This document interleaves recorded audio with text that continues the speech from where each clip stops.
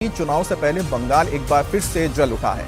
पत्थर चल रहे हैं, आगजनी हो रही है और सवाल उठा है कि क्या वाकई बंगाल में हिंदू टारगेट पर हैं, क्योंकि रामनवमी पर एक बार फिर से हिंदुओं की आस्था से खिलवाड़ हुआ है। शोभा यात्रा पर पथराव हुआ और जमकर हिंसा हुई, वो भी एक नहीं दो जगहों पर। रामनवमी की शोभा यात्रा के दौरान पश्चिम बंगाल के मुर्शिदाबाद और पुरुलिया में हिंसा हुई। शोभा यात्रा पर पथराव किया गया। मुर्शिदाबाद में उपद्रवियों ने भगवा ध्वज को पहले उतारकर फेंका, उसके बाद उसे फाड़ दिया, जिसके बाद दो समुदाय आमने सामने आ गए। मुर्शिदाबाद में विवाद की शुरुआत रघुनाथगंज और फूलतौला ट्रैफिक मोड़ पर हुई है, जहां किसी ने सड़क किनारे लगे एक होर्डिंग पर चढ़कर उस पर लगे भगवा ध्वज को फेंक कर फाड़ दिया, जिसके बाद दो समुदाय आमने सामने आ गए। कुछ ही देर में पत्थरबाजी शुरू हो गई, कुछ दुकानों में तोड़फोड़ हुई और फिर कई दुकानों को आग के हवाले कर दिया गया। हालांकि हंगामे की आशंका को देखते हुए पहले से भारी तादाद में पुलिस फोर्स तैनात की गई थी, इसलिए एक्शन भी तुरंत हुआ। पुलिस ने लाठीचार्ज करके हालात को काबू में कर लिया, लेकिन इसे लेकर बीजेपी ममता सरकार पर हमलावर है। शुभेंदु अधिकारी ने सवाल तक पूछा है।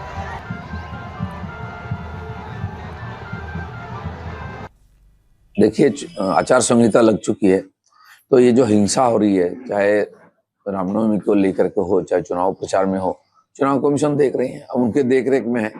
अगर चुनाव को फ्री फेयर करना है तो किस प्रकार से प्रशासनिक व्यवस्था होनी चाहिए, उनको सोचना चाहिए। बंगाल की जनता परिवर्तन की मूड में आ चुकी है। अब रामनवमी पर बवाल सिर्फ मुर्शिदाबाद में नहीं हुए, बल्कि मुर्शिदाबाद के बाद पुरुलिया जिले में भी हंगामा हुआ है, जहां पारा इलाके में रामनवमी शोभा यात्रा पर पथराव किया गया, जिसके बाद वहां तनाव है और इसके बाद इलाके में बड़ी तादाद में पुलिस बल तैनात कर दी गई है, ताकि लोगों के अंदर से भय का मन ना रहे। अब बंगाल में रामनवमी की शोभा यात्रा को लेकर जो बवाल हुआ है, उसकी तस्वीरें आप देख रहे हैं। शोभा यात्रा के दौरान हिंसा की गई, पथराव हुए, जिसका असर यह हुआ कि इलाके में तनाव बढ़ गया। ये आप दो तस्वीरें देख रहे हैं, मुर्शिदाबाद की तस्वीर जहां पर रामनवमी के मौके पर जुलूस निकाला गया था, और ये देखिए कि किस तरह से एक समुदाय का व्यक्ति चढ़ता है होर्डिंग पर और वहां पर लगे भगवा झंडे को वो उखाड़कर नीचे फेंक देता है, और इसी के बाद ये पूरा बवाल खड़ा होता है मुर्शिदाबाद में। दूसरी तरफ पुरुलिया में भी शोभा यात्रा के दौरान पथराव किया गया।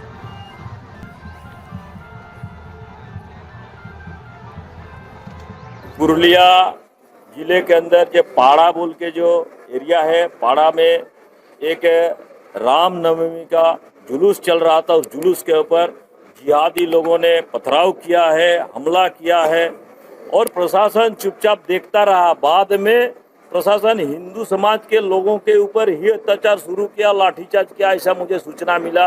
प्रशासन को और बाकी लोगों को मैं बोलना चाहता हूँ, 1 महीना के बाद अपना सरकार होने जा रहा है। अभी जितना टॉर्चर करने का दीदी आप कर लो, लेकिन 1 महीना के बाद भाजपा की सरकार बनने जा रही है। पूरा इंक्वायरी होगा, कोई जिहादी छोड़ा नहीं जाएगा। तो आपने सुना कि किस तरह से यहां पर बीजेपी के नेता बता रहे हैं कि वहां पर किस तरह के हालात हुए हैं। अब सिर्फ ये जो आपने अभी हिंसा देखी और यहां पर जो कुछ हुआ, अब इसका असर सिर्फ बंगाल तक नहीं रहा, जो पूरे देश में इस तरह के हालात को देख चुके हैं, जैसे कि हैदराबाद, वहां पर भी मौजूद नेता इस पर अपना बयान रख रहे हैं। अब हैदराबाद से एक बयान आया है, टी राजा सिंह ने कहा है कि जहां जहां हिंदू साथ नहीं है, वहां हिंदुओं को टारगेट किया जा रहा है। भगवान श्री रामचंद्र जी ने अपनी तीर और अपनी कमान नहीं छोड़ी मेरे मित्रों, क्योंकि भगवान श्री रामचंद्र जी को पता था कि दुश्मन कहीं से भी आ सकता है। मेरे परिवार की रक्षा के लिए, दुश्मन के सर्वनाश करने के लिए मेरा तीर और मेरा कमान मेरे साथ चलेगा। ये हमारे भगवान श्री रामचंद्र जी की सोच थी मेरे मित्रों। आज हम देख रहे हैं 500 साल पहले हिंदुओं को उनके त्योहार मनाने पर जिजिया टैक्स देना पड़ता था। जिजिया टैक्स 500 साल पहले। मेरे मित्रों, 500 साल होने के बाद में भी आज मुगलों की नाजायज औलादें हमारे हिंदुओं पर हमला कर रही है, हमारे त्योहारों पर पत्थर फेंक रही है।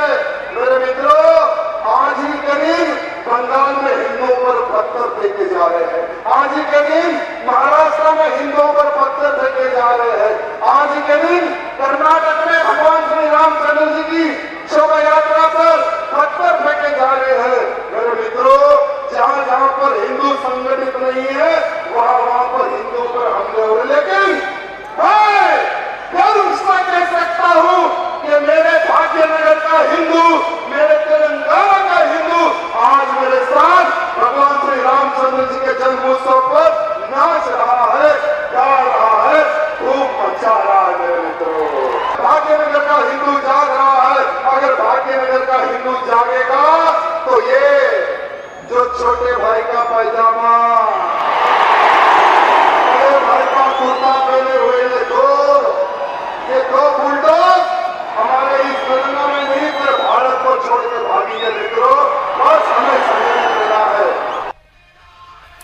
देखिए, जिस तरह से यहाँ पर आपने जो राजा साहब हैं उनका बयान सुना, और ये हैदराबाद में अपने इलाके में बहुत पॉपुलर हैं और लगातार वो हिंदुओं को लेकर अपनी बात करते हैं और खुलकर बोलते हैं और ओवैसी बंधुओं के ऊपर टारगेट भी करते हैं।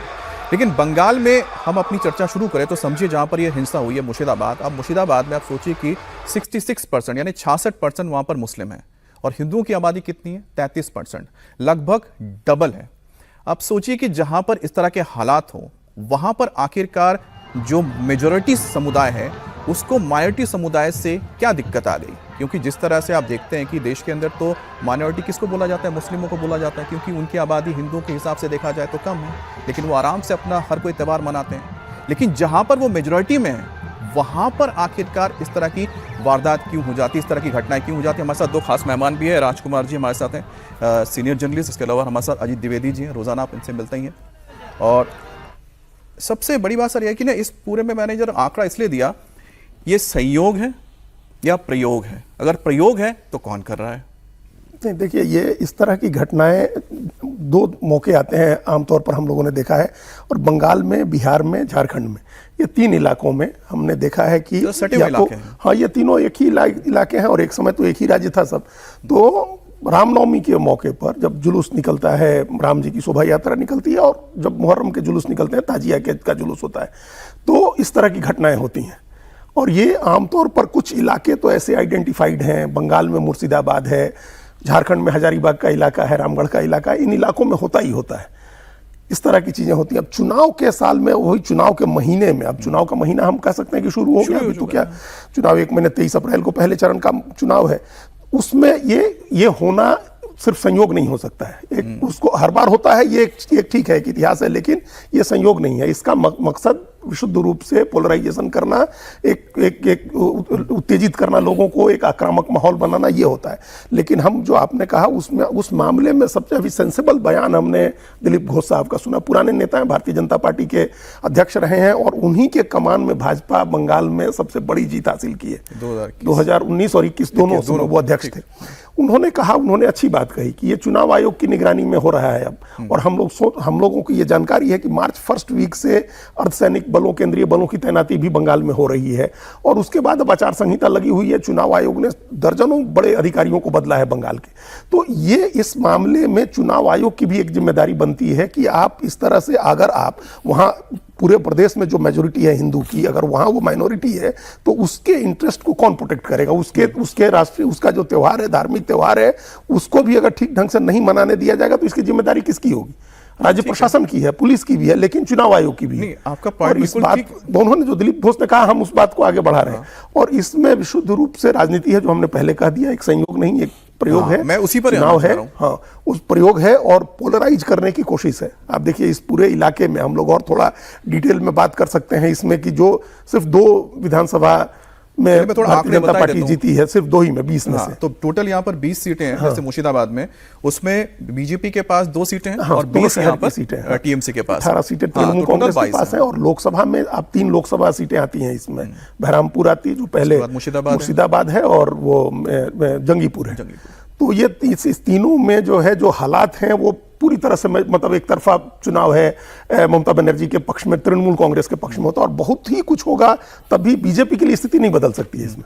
अब सवाल है कि जब बीजेपी को कोई फायदा नहीं है अगर इस तरह के पोलराइजेशन से, तो जिनको फायदा है वो कर रहे हैं। यहाँ ये देखने की हम एक बारीक बात कह रहे हैं अमित जी, कि ये बीजेपी को बहुत फायदा नहीं होना पोलराइजेशन के बाद। क्या फायदा? जो कट्टरपंथी, जो मुस्लिम समुदाय के भीतर जो लड़ाइयां शुरू हुई हैं, जो हुमायूं कबीर ने एक पार्टी बनाई है, असदुद्दीन ओवैसी उनके साथ तालमेल कर रहे हैं, इनकी लड़ाई ममता बनर्जी से है, इनकी लड़ाई कांग्रेस पार्टी से है। तो ये ज्यादा से ज्यादा कट्टरपंथी कौन है, कौन ज्यादा मुस्लिम वोट ले, ये उसकी लड़ाई है। उसकी वजह मैं इसलिए बताना चाहता हूं, क्योंकि राजकुमार सर, मैं आपके पास ही आ रहा हूं, क्योंकि एक बार जरा आंकड़ा मैं आपको बता दूं तो आप थोड़ा और बेहतर समझ पाएंगे, जिसका जिक्र अभी अजीत जी ने कहा।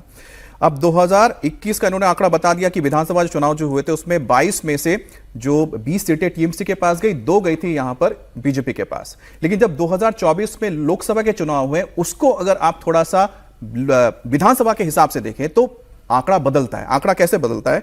तब टीएमसी के खाते में आ जाती है 14 सीटें, और बीजेपी के पास चली जाती हैं 3 सीटें विधानसभा के हिसाब से, कांग्रेस के पास 4 चली जाती हैं, और 1 चली जाती है लेफ्ट के पास, सर मुर्शिदाबाद में। 2024 के जो वोटिंग पैटर्न के हिसाब से क्या यही वजह है कि जो प्रयोग जिसका जिक्र करें कि प्रयोग किया गया ताकि संयोग ना लगे? देखिए, एक बात बहुत स्पष्ट है कि इस तरह की घटनाएं जहां भी होती हैं, संयोग अब नहीं होते। ये प्रयोग है। 20 साल पहले होते थे, 25 साल पहले होते थे, अब ये बाकायदा प्रयोग होता है और सुनियोजित तरीके से होता है। प्रयोग कौन करता है उसका इशारा अजीत जी ने भी कर दिया, आप भी बता ही तो रहे खुल के बता दीजिए ना, हैं। क्या जो वाका समीकरण है वो बताता तो है। इसमें क्या कि मुर्शिदाबाद में क्या टीएमसी को इससे फायदा होगा कि हुमायूं कबीर को फायदा होगा या कि कांग्रेस को फायदा होगा? देखिए, मोटे तौर पर सीट वाइज समीकरण अलग अलग हो सकता है। आपने कहा 22 सीटें हैं, किस सीट पे क्या असर होगा, लेकिन कुल मिलाकर के फायदा उनको होगा जिनका वोट बैंक माइनॉरिटीज से आता है। तो सर उसमें हो गई ना, और बहुत क्लियर उसमें है। डिवीजन की लड़ाई है। टीएमसी हो गई, इसके बाद हुमायूं कबीर हो गए, सीपीएम हो गए, लेफ्ट और कांग्रेस हो गए, 4 लोग हैं। 4 लोग हैं। दूसरी बात, मैं एक जो बड़ी बात कह रहा हूं कि ये झगड़ा हुआ मुर्शिदाबाद में या पुरुलिया में। एक तो हमें याद रखना चाहिए कि ऐसी रामनवमी हाल के दशकों में शायद ही कोई गई होगी जब इस तरह की घटनाएं वहां ना हुई हों। बाकी जो नेबरिंग स्टेट्स का भी जिक्र जी ने किया, तो ये बराबर प्रयोग होता है। दूसरा, घटना खाली मुर्शिदाबाद में हुई हो, पुरुलिया में हो, लेकिन जो पोलराइजेशन की कोशिश है पूरे बंगाल में, मैसेज अक्रॉस द स्टेट जाता है। तीसरी बात, अगर इलेक्शन कमीशन के कंट्रोल में चीजें हैं, आचार संहिता लागू होने के बाद होती हैं, तो कहीं ना कहीं राजनीतिक दलों की जो पोलराइजेशन कर रहे हैं उनके अलावा जो मशीनरी है सरकारी, उसकी भी जिम्मेदारी बनती है। उनके पास भी ट्रैक रिकॉर्ड होता है कि कब कब किन किन क्षेत्रों में किस तरह की घटनाएं होती रही हैं और उनकी आशंका है। तो उसको ध्यान में रखते हुए उन्होंने पर्याप्त तैयारी क्यों नहीं की। चौथी बड़ी बात जो मैं कह रहा हूं कि इसके राजनीतिक हानि लाभ होते हैं, इसीलिए प्रयोग किए जाते हैं, और खाली बंगाल में नहीं होते, बाकी राज्यों में भी होते हैं। हमें यह समझना होगा कि राजनीतिक हानि लाभ तात्कालिक होते हैं, लेकिन इससे होने वाला जो नुकसान है वो समाज को लंबे समय तक झेलना पड़ता है। सर आगे हम बढ़ते जा रहे हैं, लेकिन अजीत जी जाने से पहले एक छोटा सा मैं आपसे रिएक्शन चाह रहा हूं, वो पुरुलिया को लेकर, क्योंकि पुरुलिया में जो अगर आबादी है वो मुस्लिमों की करीब 8% है और हिंदू 80% है, तो वहां पर किसको क्या फायदा हो रहा है? नहीं, ये इसकी भी इधर की भी हिस्ट्री है। एकदम आप देखिए, एकदम नॉर्थ में एक तो ऊपर की बात कर लिया हम लोगों ने, अब हम एकदम नीचे मतलब साउथ ऑफ द कोलकाता, एकदम झारखंड के साथ लगा हुआ ये इलाका जंगल महल का इलाका है, झाड़ग्राम है, बांकुड़ा है, ये इलाका है। इस इलाके में भी एक इसका फायदा क्या होगा, अगर हम लोग बात कर रहे हैं कि मुर्शिदाबाद में जो होगा, जिनके पास मुस्लिम वोट आधार है या हिंदू वोट, यहाँ हिंदू वोट आधार को, यहाँ हिंदू वोट पोलराइज होना ये जरूरी है। एक बात उस आंकड़े में जो आपने लोकसभा की बात कही, 2 लाइन में खत्म कर दें उसको। क्या लोकसभा चुनाव में वोटिंग पैटर्न अलग होता है? पश्चिम बंगाल में भी होता है और बहुत जगह होता है, और असेंबली में वोटिंग पैटर्न बदल जाता है। लोकसभा चुनाव में ऑलमोस्ट 2% वोट ज्यादा मिलता है भारतीय जनता पार्टी को, असेंबली में वो वोट एकदम से शिफ्ट होता है तृणमूल कांग्रेस की तरफ। तो इसलिए कोई एकदम हम लोग इसका ऐसा कोई निष्कर्ष नहीं निकाल सकते हैं कि लोकसभा में चूंकि 14 ही सीट पर तृणमूल आगे रही है तो असेंबली में भी वैसा ही रहेगा, ऐसा नहीं होता है। चलिए ठीक है, तो आगे बंगाल में जो चुनाव हो रहे हैं उसको लेकर जो किसको फायदा या नुकसान होगा उसके लिए थोड़ा और इंतजार कीजिए।